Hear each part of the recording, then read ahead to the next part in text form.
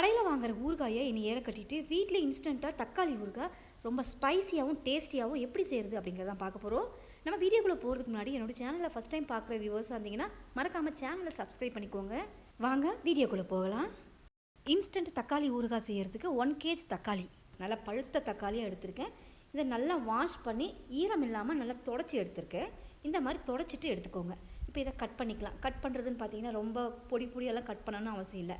இந்த மாதிரி பெரிய பெரிய சைஸாகவே கட் பண்ணிக்கலாம். 4ஆவோ 8ஆவோ கட் பண்ணி எடுத்துக்கோங்க. இந்த மாதிரி எல்லா தக்காளியுமே கட் பண்ணி எடுத்திருக்கேன். இப்போ இது இருக்கட்டும். நெக்ஸ்ட்டு ஒரு சின்ன குக்கர் ஒன்று எடுத்துக்கிறேன். அதில் 100 மில்லி அளவுக்கு ரீஃபண்ட் ஆயில் சேர்த்துக்கிறேன். நீங்கள் நல்லெண்ணெய் சேர்க்க போகிறீங்கன்னா தாராளமாக சேர்த்துக்கோங்க. இப்போ இந்த எண்ணெய் கூடவே கட் பண்ண தக்காளியை ஆட் பண்ணிக்கோங்க.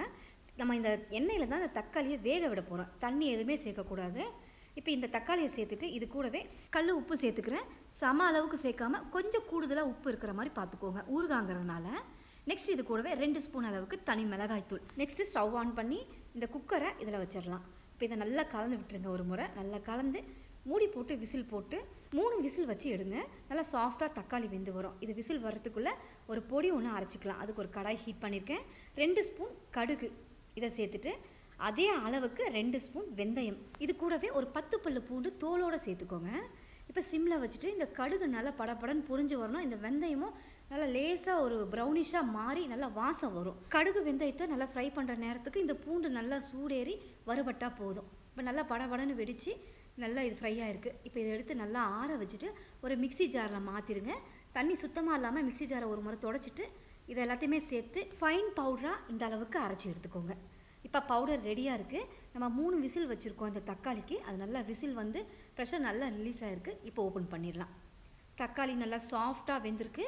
ஸ்மாஷர் எடுத்து ஒரு முறை நல்லா இதை ஸ்மாஷ் பண்ணிக்கலாம். மத்து இருந்துச்சுன்னா கூட நீங்கள் மத்தில் நல்லா இதை கீரையை கடையிற மாதிரி லேசாக கடைஞ்சி எடுத்துக்கலாம். மிக்சியில் மட்டும் போட்டு அரைச்சி எடுத்துட வேண்டாம். ஸ்மாஷரை வச்சு லேசாக இந்த மாதிரி தக்காளியை நம்ம ஸ்மாஷ் பண்ணி எடுத்தால் போதும். நெக்ஸ்ட்டு கடாய் ஒன்று சூடு பண்ணியிருக்கேன். இதை அப்படியே டைரெக்டாக சேர்த்துருக்கேன். எண்ணெய் எதுவுமே சேர்க்க வேணாம். நம்ம தக்காளியில் எண்ணெய் சேர்த்து வேக வச்சுருக்கனால டைரெக்டாகவே இப்படி சேர்த்துட்டு இது கூட புளி ஆட் பண்ணிக்கலாம்.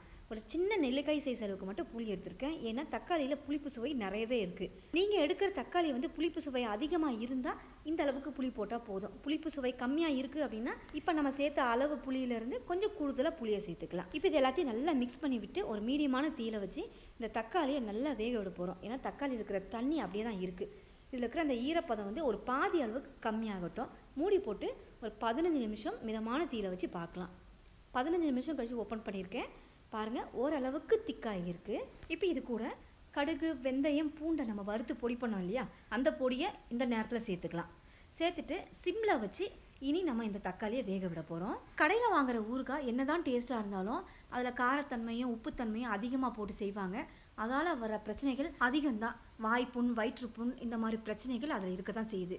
ஆனால் நம்ம வீட்டில் செய்கிறது அளவாக உப்பு போட்டு அளவாக காரம் போட்டு நல்லா டேஸ்ட்டாக இப்படி செய்யுங்க. ரொம்ப ஆரோக்கியமாகவும் இருக்கும். இப்போ 15 நிமிஷம் இதை மூடி வச்சு சிம்மில் வச்சு நல்லா இதை வேக விட்டுக்கலாம். 15 நிமிஷம் கழித்து ஓப்பன் பண்ணியிருக்கேன். ஊறுகாய் நல்லா அந்த எண்ணெய் நல்லா பிரிஞ்சு பர்ஃபெக்டாக வந்திருக்கு. தக்காளி ஊறுகாய் நல்லா ஆற விட்டு ஏர்டைட் கண்டெய்னரில் சேவ் பண்ணி வச்சுக்கோங்க. 2 மாதம் வரைக்கும் கெட்டு போகாமல் இருக்கும். பேச்சுலர்ஸ்க்கு ஏற்ற ஊறுகான்னு சொல்லலாம். ஹாஸ்டல் போகிறீங்கன்னா இந்த மாதிரி ஊறுகாவை வீட்டில் செஞ்சு எடுத்துகிட்டு போயிட்டீங்கன்னா சூடான சாதத்தில் இந்த ஊறுகாய் மட்டும் போட்டு பிசைஞ்சு சாப்பிட்டு பாருங்கள். வேறு எதுவுமே வேணாம். கடை ஊறுகாவோட டேஸ்ட்டை ஓவர்டேக் பண்ணுற அளவுக்கு இந்த ஊறுகாய் டேஸ்ட் இருக்கும். கண்டிப்பாக நீங்கள் ட்ரை பண்ணி பாருங்கள். இந்த வீடியோ உங்களுக்கு ரொம்பவே யூஸ்ஃபுல்லாக இருக்கும். வீடியோ பிடிச்சிருந்தால் மறக்காமல் சப்ஸ்கிரைப் பண்ணுங்கள். ரொம்ப பிடிச்சிருந்தால் லைக் ஷேர் பண்ணுங்கள். தேங்க்ஸ் ஃபார் வாட்சிங்.